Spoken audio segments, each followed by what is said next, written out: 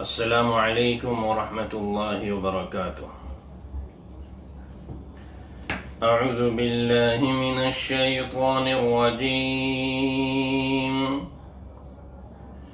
بسم اللہ الرحمن الرحیم۔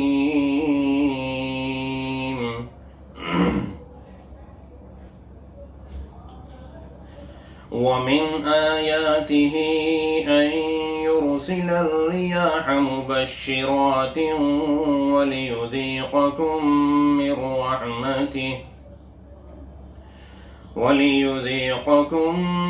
رحمته ولتجري الفلك بأمره ولتبتغوا من فضله ولعلكم تشكرون۔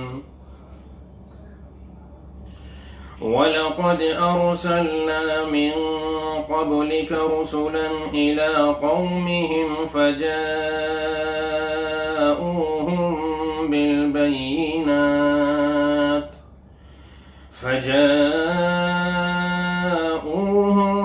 بِالْبَيِّنَاتِ فَانْتَقَمْنَا مِنَ الَّذِينَ أَجْرَمُوا وَكَانَ حَقًّا عَلَيْنَا نَصْرُ الْمُؤْمِنِينَ۔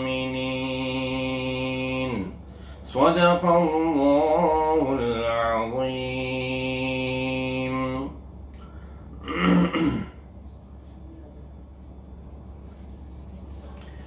یہ سورہ روم کی آیت نمبر 46 اور 47 تلاوت کی گئی ہے۔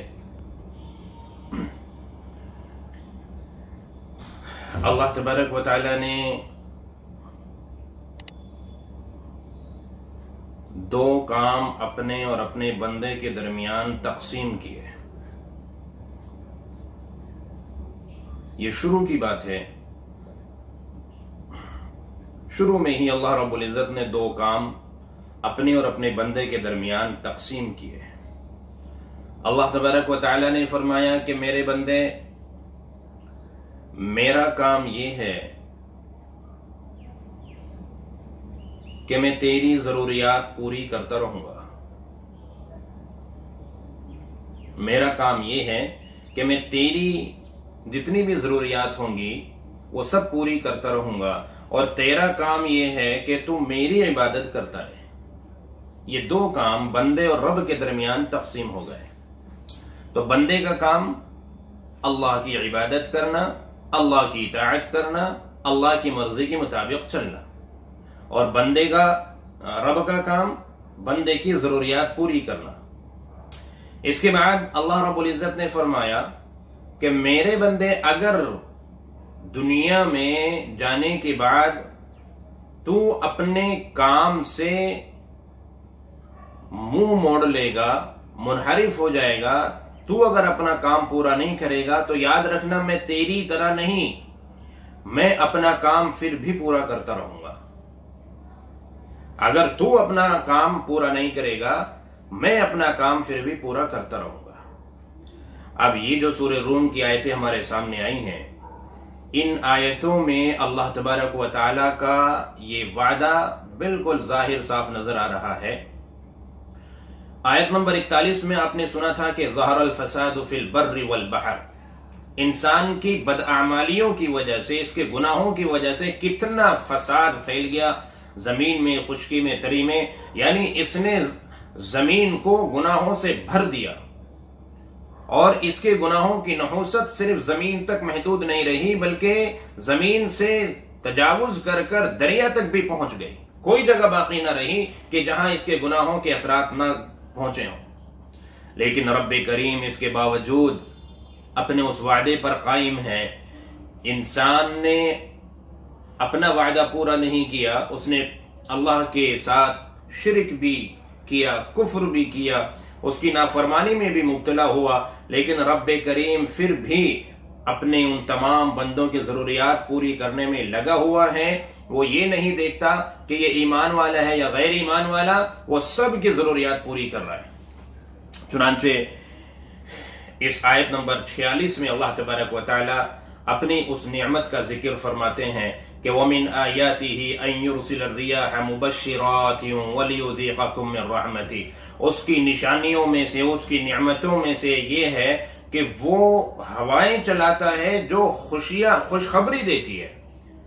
یہ جو ٹھنڈی ہوائیں چل رہی ہیں، یہ ٹھنڈی ہواؤں کا چلنا، یہ ٹھنڈی ہوائیں صرف فرما برداروں کے لیے تو نہیں چل رہی، یہ ٹھنڈی ہوائیں صرف مومنوں کے لیے تو نہیں چل رہی، یہ ٹھنڈی ہوائیں اللہ تبارک و تعالیٰ کی پورے عالم کے انسانوں کے لیے چل رہی ہے، چاہے وہ اللہ کی اطاعت کر رہا ہو یا نہ کر رہا ہو، چاہے وہ مومن موحد ہو، ایک اللہ کی عبادت کرنے والا یا سینکڑوں خداؤں کا ماننے والا ہو، وہ تو یہ ہوائیں سب کے لیے چلا رہا ہے، سب کے لیے.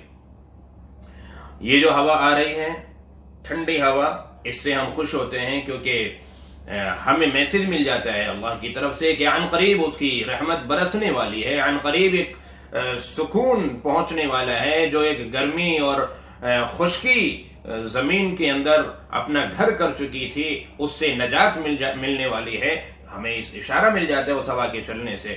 تو اللہ فرماتے ہیں کہ وَلِيُذِيقَكُم مِّن رَحْمَتِهِ، ہم اس لیے ہوائیں چلا رہے ہیں تاکہ ہم اپنی رحمت تمہیں چکھا سکیں، اپنی رحمت اور اپنی مہربانی کا مزہ تمہیں چکھا سکے. وہ اللہ کی رحمت کیا ہے؟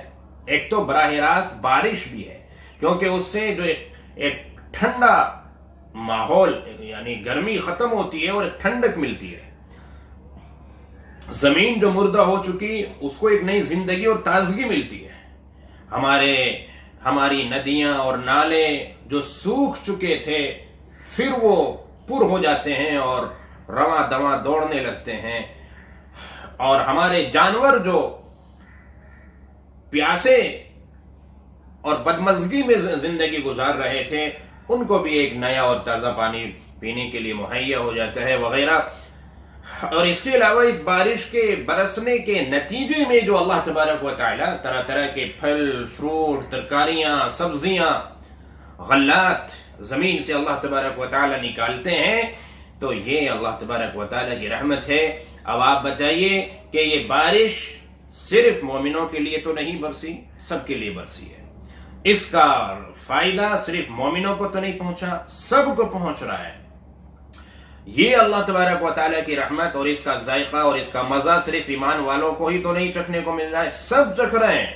یہ ہے اللہ تبارک و تعالیٰ کی ذات، اور اللہ رب العزت اپنے وعدے کے اندر پختہ اور ثابت قدم کہ اللہ پاک اس کے باوجود کہ لوگ اللہ کی نافرمانی میں مبتلا ہیں، اللہ پاک اپنے بندوں کی ضروریات پورا کرنے کے اندر لگے ہوئے ہیں. انہیں اناج کی کمی نہ پڑ جائے، غلے کی کمی نہ پڑ جائے، پھل فروٹ کی کمی نہ پڑ جائے. ان کی جو روزمرہ کی جو ضروریات ہیں، جو ان کی زندگی سے وابستہ ہیں، زندگی سے جڑی ہوئی ہیں، جس کے بغیر زندگی کا گزارنا مشکل، اللہ فرماتے ہیں کہ وہ ہم نے اس کا انتظام ہم برابر کرتے ہوئے آ رہے ہیں.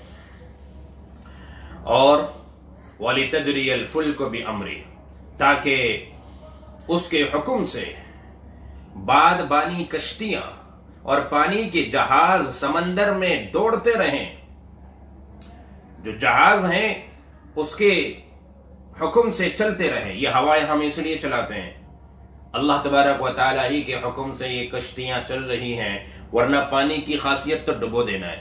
اس کے باوجود ہزاروں ٹن کا وزنی جہاز جو پانی پر دوڑ رہا ہے، کون دوڑا رہا ہے اس کو؟ یہ اللہ تبارک و تعالیٰ کی ذات ہے. یہ کشتیاں چل رہی ہیں، یہ جہاز چل رہے ہیں، اور ہوا کے ذریعے سے یہ آگے بڑھ رہے ہیں. وَلِتَبْتَغُوا مِن فَضْلِهِ، اور تاکہ تم اس کا فضل تلاش کر سکو. فضل یعنی جو روزی روٹی ہے، ذریعہ معاش ہے. آج انسان ایک ملک سے دوسرے ملک کا سفر کرتا ہے. آج ہزاروں لاکھوں لوگ اپنا کاروبار اور اپنا ذریعہ معاش انجام تک پہنچا رہے ہیں ان جہازوں کے ذریعے. ایک ملک سے دوسرے ملک ایکسپورٹ اور امپورٹ کے دروازے کھلے ہوئے ہیں، اور بآسانی انسان اپنا مال بھیج دیتا ہے، منگوا لیتا ہے. ان پانی کے جہازوں کے ذریعے سے، ہوا کے ذریعے جتنے بھی یہ جہاز چل رہے ہیں، تو یہ اللہ کی کتنی بڑی نعمت ہے. اس سے فائدہ صرف مومنوں کو ہو رہا ہے، سب کو ہو رہا ہے، پوری دنیا کے انسانوں کو ہو رہا ہے. تو اس لیے اللہ فرماتے ہیں کہ ہم یہ ہوائیں چلا رہے ہیں. اس ہوا کے کتنے فائدے اللہ نے بتائے. تمہیں مبشرات ہیں، یہ یعنی خوشیاں سنانے والی ہیں. یہ بارش آنے سے پہلے اس بارش کی خبر دینے والی ہے، اور پھر جب بارش برستی ہے اس ہوا کے بعد اس کے ذریعے سے تمہاری روزمرہ کی جو ضروریات ہیں تمہاری زندگی سے جڑی ہوئی وہ تمہاری پوری ہوتی ہیں، اور تم سمندر میں جہاز دوڑاتے ہو، چلاتے ہو، اور اللہ کے حکم سے اور اس کے فضل سے تم روزی روٹی کی بھی تلاش میں نکلتے ہو، تو بھئی یہ اللہ رب العزت نے بے شمار فائدے جو گنوائے ہیں اس ہوا کے. ایک ہوا اللہ نے چلائی اور کتنے سارے فائدے اللہ پاک نے اس سے وابستہ کیے ہیں، ہم سوچ بھی نہیں سکتے. یہ کیوں؟ لعلکم تشکرون، تاکہ تم اس کا شکر ادا کرو. اللہ پاک نے اس لیے کیا نا تاکہ تم اس کا شکر ادا کرو. تو ہونا تو یہ چاہیے تھا کہ اس رب کا شکر ادا کرتے جس نے یہ ہوا چلائی، اس رب کا ہم شکر ادا کرتے جس نے یہ بارش برسائی، اس رب کا ہم شکر ادا کرتے جس نے مردہ زمین میں جان ڈالی، جو زمین بالکل سوکھ چکی تھی وہ اس کو دوبارہ تر و تازہ کیا. ہم شکر ادا کرتے اس رب کا کہ جس نے ہمارے لیے سواریوں کا انتظام کیا. ہم اپنے بھاری بھرکم سامان اور چیزیں ایک جگہ سے دوسری جگہ منتقل کرتے ہیں اور ہم اپنی روزی روٹی کی تلاش میں نکلتے ہیں، اور یہ ساری چیزیں ہمارے کام آتی ہیں، یہ ذرائع ہیں. تو ہمیں تو شکر ادا کرنا چاہیے تھا، لیکن اس کے باوجود انسان ہے کہ وہ ناشکری پر تلا ہوا ہے. شکر کیا ہے بھائی؟ شکر یہ ہے کہ اس کے ساتھ شرک نہ کریں، اس کے ساتھ کفر نہ کریں، اور اس کی نافرمانی نہ کریں، بلکہ اس کی اطاعت کریں اور اس کی عبادت کریں. ایک اسی پر ایمان لائیں، اس کے علاوہ کسی اور کے سامنے اپنا سر نہ جھکائیں. جس طرح وہ کہے اس طریقے سے زندگی گزاریں. اس نے اس بارش کے برسانے کے بعد جو ہمارے لیے فصلیں اگائی ہیں، تو ان فصلوں میں جو اللہ نے غریبوں کا حصہ رکھا ہے زکوٰۃ کی شکل میں، تو ہم اس کی ادائیگی کی فکر کریں.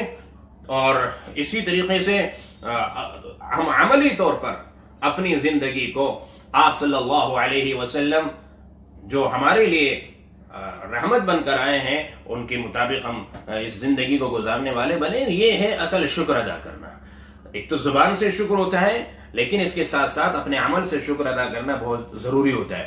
اور یہ بھی دیکھیں، اگر شکر اس رب کا کیا جاتا ہے تو وہ رب اتنا خوش ہوتا ہے کہ وہ اور زیادہ عطا فرماتا ہے، ان چیزوں کے اندر اور اضافہ فرماتا ہے. اور اگر بھئی ناشکری کی جائے تو ناشکری کرنے کا جو اصل اللہ نے قانون اور ضابطہ بنایا ہوا ہے وہ یہی ہے کہ ناشکری پر اللہ پاک ناراض ہوتے ہیں اور ان نعمتوں کو واپس لے لیتے ہیں جو نعمتیں اس اللہ پاک نے دی ہے. اگرچہ بعض حکمتوں کی بنا پر اللہ پاک ایسا تاخیر سے کرتے ہیں کسی کے ساتھ جلدی ہو جاتے ہیں، لیکن اگر اللہ کی ناشکری کریں گے اور نافرمانی میں مبتلا رہیں گے تو اس کا انجام اچھا نہیں ہوتا. اب آپ صلی اللہ علیہ وسلم یہ مضمون لوگوں کو بتا رہے ہیں، سمجھا رہے ہیں، تاکہ لوگوں کے بات سمجھ میں آ جائے اور وہ ایک اللہ پر ایمان لائیں. بجائے اس کے وہ ایمان لاتے ہیں وہ آپ کو تکلیفیں پہنچا رہے ہیں، اسلام کو ختم کرنے کی کوششیں کر رہے ہیں، اسلام اور مسلمانوں کے خلاف طرح طرح کی سازشیں اور منصوبے بنانے میں لگے ہوئے ہیں. اس سے آپ صلی اللہ علیہ وسلم کو جو انتہائی رنج و غم ہوا کرتا تھا، تو اللہ تبارک و تعالیٰ نے تسلی کے لیے سورہ روم کی آیت نمبر 47 میں فرمایا کہ وَلَقَدْ أَرْسَلْنَا مِن قَبْلِكَ رُسُلًا إِلَىٰ قَوْمِهِمْ، ہم نے آپ سے پہلے بھی بہت سے رسولوں کو ان کی قوم کے پاس بھیجا ہے. جیسے ہم نے آپ کو رسول اور پیغمبر بنا کے بھیجا، ایسے ہی بہت سے رسول، نبی اور پیغمبر اس سے پہلے بھی آئے. میں یہاں ایک بات عرض کرتا چلوں، قرآن کریم کے اندر کہیں نبی کا لفظ آتا ہے تو کہیں رسول کا آتا ہے، تو تھوڑا سا اس کے اندر جو فرق ہے وہ ہم سمجھ لیں. نبی اور رسول کے اندر فرق ہے. نبی تو ہر وہ شخص ہے جس کو اللہ تبارک و تعالیٰ نے اپنے لیے منتخب کر لیا اور وہ لوگوں کو دعوت دے رہا ہے اور اللہ کے پیغام پہنچا رہا ہے. جس کے پاس جبرائیل علیہ السلام آ رہے ہیں، جس کے پاس وحی نازل ہو رہی ہے جس کے اوپر، وہ نبی ہے. لیکن رسول اسے کہا جاتا ہے کہ جس کو باقاعدہ مستقل اللہ نے کوئی شریعت دی ہے، جس کو اللہ پاک نے کوئی کتاب دی ہے آسمانی، چاہے وہ چھوٹی کتاب دی ہو چاہے بڑی کتاب دی ہو، چاہے صحیفے دیے ہوں. صحیفے یعنی چھوٹے چھوٹے رسالے میگزین ٹائپ کے، وہ ہیں صحیفے. جیسے ابراہیم علیہ السلام کو کوئی بڑی آسمانی کتاب تو نہیں دی گئی، لیکن صحیفے دیے گئے. 10 صحیفے دیے تھے اللہ نے. آدم علیہ السلام کو صحیفے دیے تھے، شیس علیہ السلام کو صحیفے دیے تھے، اور بھی. تو جن کو اللہ رب العزت نے آسمانی کتاب دی، چاہے وہ چھوٹی ہو یا بڑی، بھئی وہ ہے رسول. اور جن کو وہ نبی بھی ہیں رسول بھی ہیں، لیکن جن کو کوئی شریعت مستقل نہیں ملی، جن کو اللہ پاک نے کوئی آسمانی کتاب نہیں دی، بلکہ اللہ کی طرف سے حکم یہ ہوا کہ پچھلی آسمانی کتاب کے مطابق ہی آپ دعوت دیں، آپ کو کوئی نئی شریعت نہیں دی جائے گی، تو اسے کہتے ہیں نبی۔ وہ رسول نہیں ہے، وہ نبی ہیں۔ جیسے اللہ نے موسیٰ علیہ السلام کو تورات دی، تو موسیٰ علیہ السلام نبی بھی ہیں، رسول بھی ہیں۔ لیکن موسیٰ علیہ السلام کے انتقال کے بعد یوشع ابن نون، جو حضرت موسیٰ علیہ السلام کی خادم خاص ہوا کرتے تھے، انہیں اللہ نے نبی بنایا، پیغمبر بنایا۔ تو حضرت یوشع ابن نون کو اللہ نے مستقل الگ سے کوئی شریعت نہیں دی، اللہ کا حکم ہوا کہ تورات کے مطابق ہی آپ لوگوں کو دعوت دیں اور یہی احکام نافذ کریں۔ تو یوشع ابن نون رسول نہیں ہے، نبی ہے، اور موسیٰ علیہ السلام نبی بھی ہیں، رسول بھی ہیں۔ عزیر علیہ السلام کا ذکر آتا ہے قرآن کریم میں، تو عزیر علیہ السلام کو مستقل شریعت نہیں دی گئی تھی، وہ بھی تورات کے مطابق، یعنی بہت سارے ہزاروں نبی آئے موسیٰ علیہ السلام کے بعد جنہوں نے صرف تورات کے مطابق ہی فیصلے کیے ہیں، تورات کے احکامات ہی نافذ کیے ہیں اور اسی کے مطابق دعوت دی ہے، انہیں مستقل کوئی شریعت اور کتاب نہیں دی گئی، تو وہ سب نبی تو ہوئے ہیں لیکن رسول نہیں ہوئے۔ تو بھئی رسول، نبی کتنے آئے ہیں دنیا میں؟ نبی آئے ہیں تقریباً 1.25 لاکھ، 1,24,000 انبیاء کرام علیہ السلام تشریف لائے۔ رسول کتنے آئے ہیں ان میں رسول آئے ہیں 313۔ کتنے بھائی؟ 313، جن کو اللہ نے مستقل شریعت سے نوازا، مستقل آسمانی کتابوں سے نوازا ہے، وہ 313 آئے ہیں ان 1.25 لاکھ نبیوں میں۔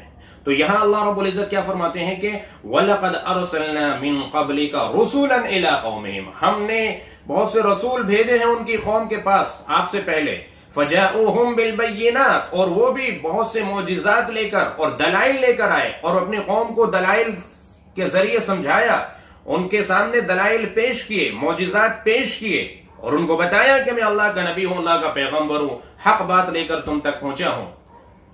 اب ان کے ساتھ بھی یہی ہوا جو آپ کے ساتھ ہو رہا ہے، یعنی اللہ تسلی دے رہے ہیں آپ صلی اللہ علیہ وسلم کو، جو آپ کے ساتھ ہو رہا ہے ان کے ساتھ بھی ہوا۔ اکثر لوگوں نے ان کا بھی انکار کیا، بہت کم لوگ تھے جنہوں نے مانا انہیں، جنہوں نے ان کی اتباع کی، جو ان پر ایمان لائے۔ لیکن پھر ان کے ساتھ ہمارا کیا معاملہ رہا؟ اللہ فرماتے ہیں کہ فَانْتَقَمْنَا مِنَ الَّذِينَ أَجْرَمُوا، ان میں سے جو لوگ مجرم تھے، گنہگار تھے، جنہوں نے میرے نبی کی بات کو نہیں مانا تھا، ٹھکرا دیا تھا، حق کا انکار کیا تھا، نبی کو جھٹلا دیا تھا، تو ہم نے ان سے انتقام لیا دنیا میں۔ جس طرح آخرت میں وہ عذاب میں مبتلا ہوں گے، اسی طریقے سے دنیا میں بھی ہم نے ان سے انتقام لیا، چھوڑا نہیں ہے۔